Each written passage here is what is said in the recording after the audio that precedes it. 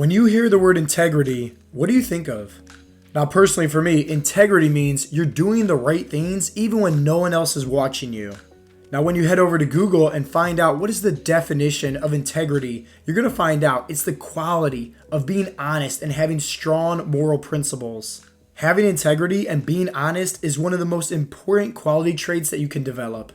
For example, let's just say that you're on your health and fitness journey and you're supposed to be tracking your macros and staying consistent with doing your workouts. Now, let's say we have one individual and they're being honest. They're practicing integrity. They're tracking everything that they eat. They are, being honest with their workouts. They are, logging their workouts. They're having the intensity. They're pushing themselves, right? And they're after it. They're truly trying to get the best results. And they realize here that, hey, if I'm doing these things, I should be able to get these results over here. So I'm going to be 100% honest with myself in order to get these results.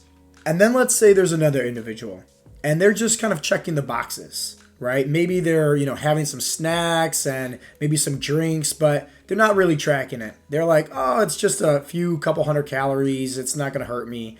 On paper, everything looks good, right?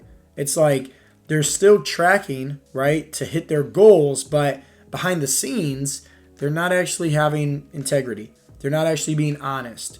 They're eating, but not tracking it. Or maybe for their workouts, they're really not pushing themselves. They're just kind of just going through the motions, right? And maybe just, I'm just, trying my hardest, right? But the intensity is not there. Once again, they're just kind of checking off the boxes, but really not devoting to pushing themselves and trying their best to become the best version of themselves. Now, who do you think at the end of the day is going to get the better results? The person over here that's practicing integrity, they're being honest, they're tracking everything, they're really striving to push themselves, and then we have this individual over here where on paper, sure, once again, everything might look good, right? The numbers are being, checked, but behind the scenes, they're not really practicing integrity. They're not really being honest with themselves. Who do you think is going to get the better results? Now, the obvious answer is this individual right here, but also, I want to give you some advice if you happen to be in this category over here, where, maybe you are eating some things and drinking some things, but you're not tracking it. Maybe you're really not pushing yourself as much as you could be during your workouts, but even though you say you are, hear me out. Even if you're going way over on your calories, way over on your macros, right? Really not pushing yourselves, it's always better to still track that. Why?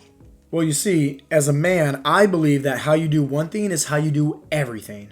So let's just say that I decide to start cutting a few corners. And sure, it's my health and fitness goals, it's whatever, right? But hear me out. If let's say I'm overeating and I'm not practicing integrity, I'm not being honest, I'm not tracking everything, and even for my workouts, right? I'm just kind of checking the boxes and just kind of going through the motions, but even though I know I can probably be pushing myself, but I'm really not showing up to the best of my abilities, well, guess what? That's going to eventually bleed off into other areas of my life. That's going to bleed off in my business, where I'm going to start cutting corners here and there and not doing things to the best of my abilities and not being professional.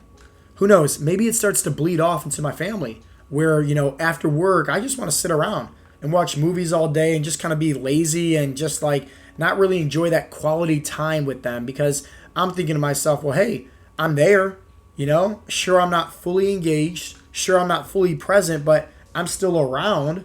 But at the end of the day, isn't it the same thing as just kind of checking the boxes, but really not pushing yourself? That's why you need to understand. How you do one thing is how you do everything. So when you start cutting corners in your own personal fitness journey, that's going to eventually bleed off into other areas of your life as well. And hear me out. Personal growth and self-development is like one of the hardest muscles to develop, but it's also the most rewarding as well for your overall life. Now, let's just say that I flip the switch and I'm practicing integrity. I'm practicing on being honest with everything that I'm eating, with everything, with my workouts and how I'm pushing myself and really striving to become the best version of myself in my health and fitness journey. How do you think that's going to bleed off into, let's say, my work and let's say my family as well? Do you think that if I'm on point with my workouts and if I'm on point with hitting my macros, you think I'm also going to be on point with me being a CEO of Heartletics? Of course. You think that if I'm on point and showing up to always push myself and strive for greatness with my workouts and really trying to become the best version of myself, you think that's going to bleed off into my family as well? Where now I'm striving to become a better husband? I'm striving to become a better father? Of course I am. Now, whenever I need a friendly reminder of somebody that I can look up to as a role model that really practices integrity, I always go back to Genesis, the first book in the Bible, and I reread the story of Joseph over and over again. Now, in case you don't know this story of Joseph, I'll give you the long story short. So, Jacob, his father, had 12 sons, and Joseph was his favorite. He was also the youngest, and his brothers were very jealous of him because, their father loved Joseph a lot more. Once again, he was their favorite. And they end up eventually just betraying Joseph. They would throw him into a pit. They would steal his colorful robe that, his dad made specifically for him. And they lied to his dad and said that, he was killed by these wild animals. But what really happened was that his brothers threw him to this pit and then sold him to the Egyptians into slavery. Now, Potiphar was one of the Egyptians that ended up buying Joseph as his slave. And Potiphar really liked Joseph. He would always do the right things whenever he asked, and he really, really liked Joseph. So one day, Potiphar decided to, go out of town, some kind of, let's say, business trip or something like this. And his wife was back at home with Joseph, and they were all alone. Now, time over time, Potiphar's wife tempted Joseph to sleep with him. And every single time, Joseph would say, no, absolutely not. I'm not going to do that. I'm not going to betray, my master, who was Potiphar. I'm not going to do that. And when Potiphar came back, his wife actually told this big lie, pretty much like, hey, Joseph tried sleeping with me. He tried taking advantage of me. And, Joseph's like, what's the deal? Like, that's not the case at all. That didn't happen at all. But nonetheless, Potiphar decided to believe his wife, even though she was lying, and threw Joseph into jail. And while Joseph was in jail, he was known for interpreting these different dreams that everybody was having. Well, fast forward a little bit, Pharaoh, he was the ruler of Egypt. And he had two servants that he actually threw into jail. And while his two servants was in jail, Joseph actually interpreted one of their dreams. And the one servant, he was like, oh, Joseph, thank you so much, for telling me what my dreams meant. When I get out of here, I'm going to get you out too, brother. Like, thank you so much.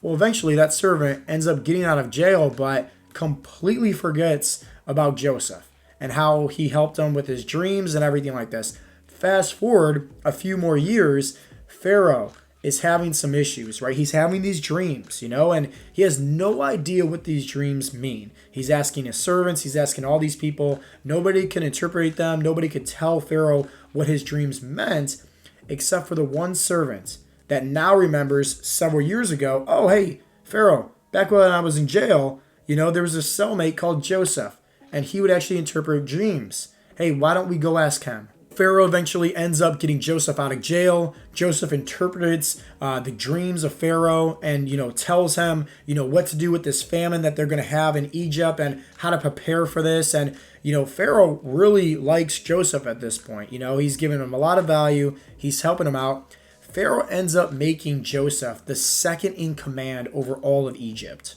Now, fast forward to the part where the famine does eventually happen and everybody is running out of food. And so everybody's going to Egypt, asking Pharaoh for help, asking them for guidance, because obviously Joseph helped Pharaoh prepare for this. Well, sure enough, Joseph's brothers, the same ones that betrayed him, stole his coat, lied to, his dad, Jacob, they threw him into the pits, sold him into slavery. Well, guess what? They end up showing up to Egypt, and they see that Joseph is, the second in command. And now they're at this point where they're begging Joseph for forgiveness, begging them for food, for, prosperity, everything like this. And Joseph, put yourself in his shoes. He's been through hell and back. He was betrayed by his family, by his brothers. He was, put into jail by doing absolutely nothing because of Potiphar's wife lying pretty much. And even at that point, when he's in jail, he's going on for, I think, 2 or 3 years of still being in there because Pharaoh's servant, when he actually did interpret the dream, forgot all about Joseph. And so he's going through this whole entire just trial and tribulation, challenge left to right, life throwing him curveballs. And he's at this point right now of authority. being the second in command over, all of Egypt, and his brothers are on their hands and knees, right, begging for forgiveness, begging for mercy, and Joseph forgives them. Joseph helps them out. So why am I telling you this story, and how does this relate to you on your health and fitness journey? Well, if you think about it, Joseph was still trusting and believing in God. He still had faith during everything. When his brothers literally betrayed him, when he was sent to jail, when all these horrible things were happening to him, he was still being honest. He was still being, practicing integrity. And I want you to think about that, right? And it doesn't have to be Joseph in the Bible. It could be anybody that's a role model for you. Joseph is just one of my role models that I look up to as somebody that really practices integrity. So when life is throwing you curveballs, right? Maybe that's sicknesses, maybe that's injuries, maybe that's stress at home, stress with the finances. Remember, how you do one thing is how you do everything. So are you being honest? Are you still showing up for yourself? Are you still trying to become the best version of yourself despite life throwing you curveballs? And that's going to show so much to how you step up to the plate. You can step up to the plate when life is throwing you curveballs and not even swing, right? Or purposefully just, hey, strike out. Or you can still try your hardest. And sure, you might not hit a home run, but you might still land on base. And that's still progression. That's still what we're after here. So despite life throwing you these hardships, despite these challenges being sent over your way, always keep in mind, right? How is your mindset? How is your heart? Are you being honest with yourself? Are you practicing integrity? Are you doing the right things even when no one else is looking? Because ultimately, that's what's going to lead to your success. So keep that in mind.